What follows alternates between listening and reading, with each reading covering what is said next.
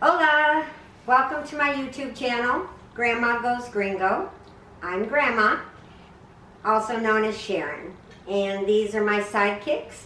This is Peeps, and this is Jojo.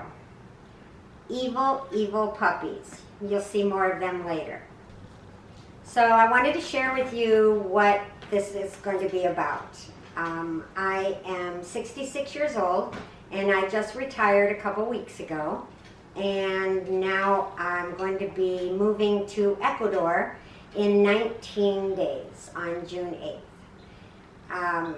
The reason for my move to Ecuador started out just financially only. I got that letter in the mail from Social Security telling you what you're gonna make at this age and this age and this age. And I sat and I looked at that letter for a good solid hour and came to the conclusion that I wasn't going to be able to retire. And if I did retire, I would have to move in with people, and that couldn't have ended well. I've been recently told by a couple people, actually, that I have no filter, which comes as a complete surprise to me. So once I decided that I probably wouldn't be able to retire, someone put a bug in my ear to start searching online for cheap places to retire. So I spent day and night, just every website that I could get a hold of, and I looked at some really weird choices. I mean, right now, Thailand and Vietnam are really popular sites for expats to retire to, but I didn't want to do that because of the humidity in my hair. So I ended up picking Ecuador mostly because of the cost of living. And then once I started discovering more about Ecuador, I realized how amazing it was. The people, the food, the geographical diversity. I mean, you've got the ocean, you've got the Galapagos Islands, you have the Cajas mountain range, you have the Andes, you have rainforests and cloud forests and the equator, and it's just absolutely amazing what your choices there are.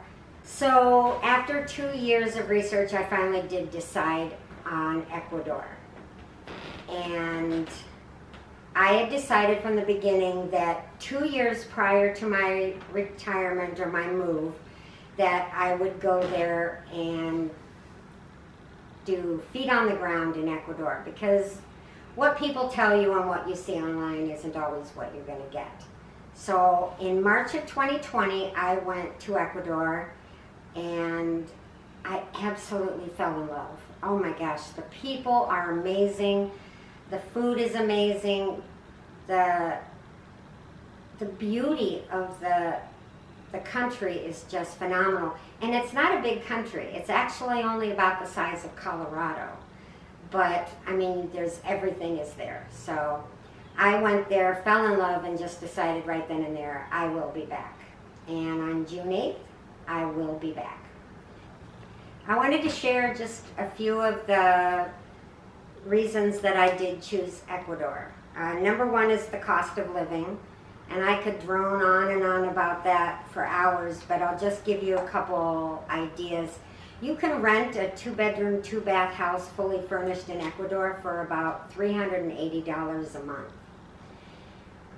And the food is unbelievably cheap, and the medical care is top-notch and also ridiculously inexpensive. They do have the US dollar as their currency, so being mathematically challenged, I don't have to try to figure out what equals what.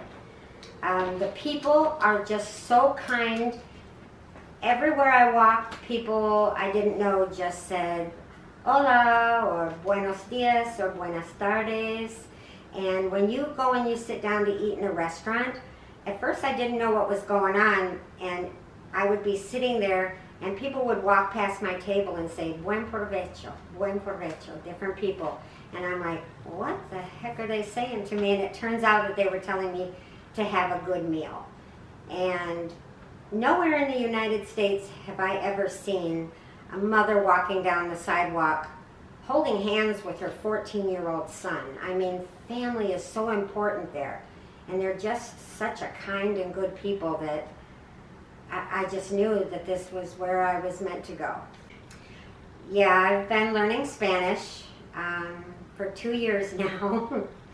And it's a little bit different than the Spanish that you learn of what the Spanish in Ecuador is. I found out the hard way when I went to a drugstore to try to get something for a migraine because I was having a migraine due to altitude sickness. And I was standing in line and I was all sure, okay, I got this. I know how to say that I've got a headache in Spanish. And I get up to the counter and I said, me duele la cabeza. And the druggist looked at me and just, ¿qué? And I heard this like little giggle behind me. And I said, me duele la cabeza. And he still said K, and then all of a sudden in my ear I hear, try cabaza. So what I was doing was telling him that my pumpkin was paining me, not my head. So that was interesting.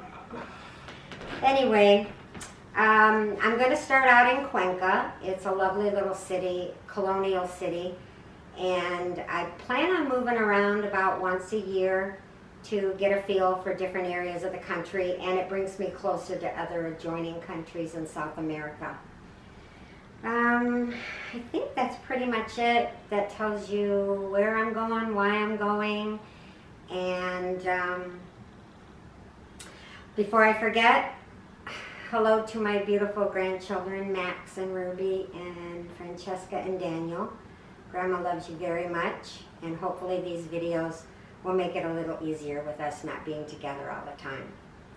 If you have any questions and you want to know more information about something that I've talked about or just something that you've thought of, be sure to leave me a question down below. And if you like what you saw, please like, and be sure to subscribe for future videos. All right, thank you. Adios.